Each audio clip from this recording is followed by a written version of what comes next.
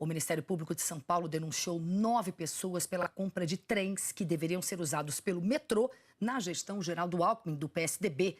O problema é que os trens estão parados, envelhecendo e ficando sem garantia. Para o promotor, isso configura improbidade administrativa.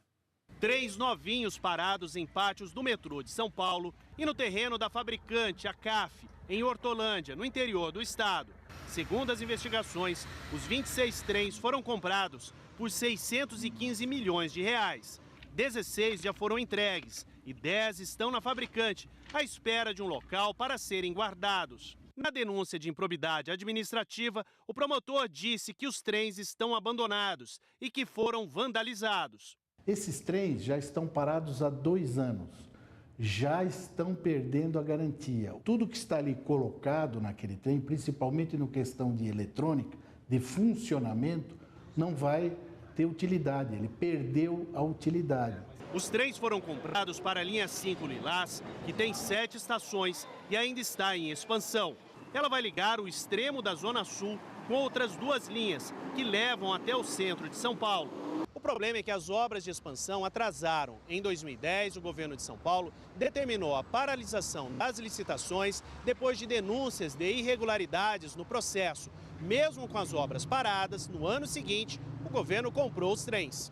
Sérgio Aveleda, presidente do metrô na época, e outras 8 pessoas foram denunciadas. Entre elas, o ex-secretário de Transporte Metropolitanos de São Paulo, Jurandir Fernandes, e o atual secretário, Clodoaldo Pelicione. As obras de expansão acabaram retomadas ainda em 2011, mas a previsão inicial de entrega passou de 2014 para 2018. A investigação apontou ainda que os trens novos têm bitolas, que é a distância entre os trilhos, de 1,372 milímetros. No entanto, o promotor afirma que já existe um trecho da linha 5 Lilás com trens com bitolas maiores. Ou seja, os trens que ali estão, eles não têm a mesma capacidade, têm que ser trocados no curso da mesma linha. Sem contar que tem sistemas de operação completamente diferentes. Por isso também os agentes públicos estão sendo responsabilizados. Bom, vamos às respostas. As assessorias do governo de São Paulo, do PSDB, do secretário de Transportes Metropolitanos, Clodoaldo Pelicione, disseram que quem fala sobre a denúncia do Ministério Público é o metrô. O ex-secretário de Transportes Metropolitanos, Jurandir Fernandes, disse que vai se inteirar do caso para prestar todos os esclarecimentos necessários. O ex-presidente do metrô, Sérgio Aveleda, disse que desconhece o teor da ação e que esse contrato não foi assinado por ele. A fabricante dos metrôs, a CAF Brasil, diz que não comenta contratos em andamento por causa das cláusulas de confidencialidade. O presidente do metrô, Paulo Menezes Figueiredo, um dos denunciados, falou sobre as acusações do Ministério Público. Os trens não estão parados, eles estão em testes, né? Existem 8 trens que já estão testados, aptos a entrar em operação. A garantia desses trens ela só possa contar a partir do momento que eles vão entrar em rodagem comercial, que a gente chama, tá certo? Então, efetivamente, nenhuma garantia de nenhum desses trens ainda está vigente, vamos dizer assim. Com relação à bitola, há um engano do promotor, quer dizer, não há sentido fazer dentro da mesma linha 2 bitolas diferentes, né?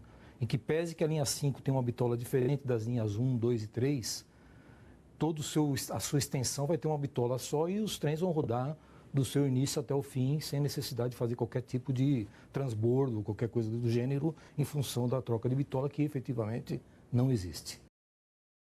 O Ministério Público de São Paulo deu uma coletiva agora há pouco sobre esse caso. A repórter Isabela Leite acompanhou tudo. Isabela, boa tarde para você. Quais são os detalhes dessa investigação?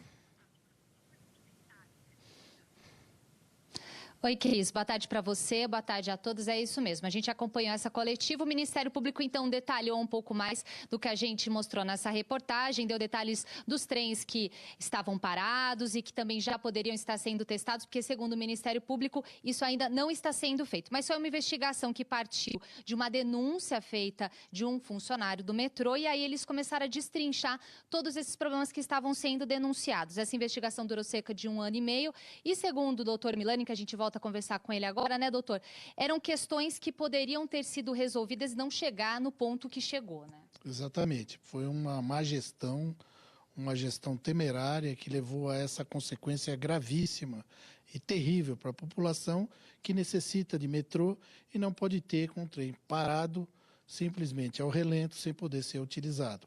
Era algo que já poderia, então, ter sido previsto, né? Tanto pelos presidentes do metrô na época, ou também até pelos próprios secretários de transportes metropolitanos, que esses trens, como as obras estavam até paradas, poderiam ficar também parados sem qualquer tipo de uso. Sem dúvida nenhuma. Eles assumiram o risco de produzir esse resultado danoso para o Estado de São Paulo e para o metrô de São Paulo.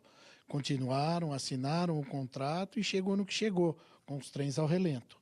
Bom, além da devolução desse valor, né, de 615 milhões de reais que foram gastos nas compras desses trens, o senhor também pede uma multa, né, pelo dano, então, que seria causado pela população, é isso? Sem dúvida nenhuma que essa ação, essa forma de agir dos agentes públicos provocou um dano moral em toda a população de São Paulo, que a gente estimou sobre um valor do contrato totalizando mais de 180 milhões de reais.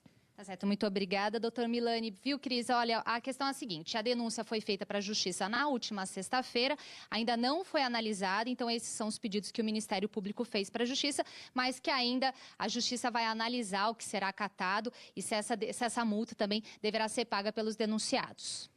Isabela, muito obrigada pelas suas informações, agradece aí muito a participação do doutor Milani aqui com a gente ao vivo. Obrigada mesmo. Hora de dar uma dica para o seu fim de noite. Mais tarde, às 11h.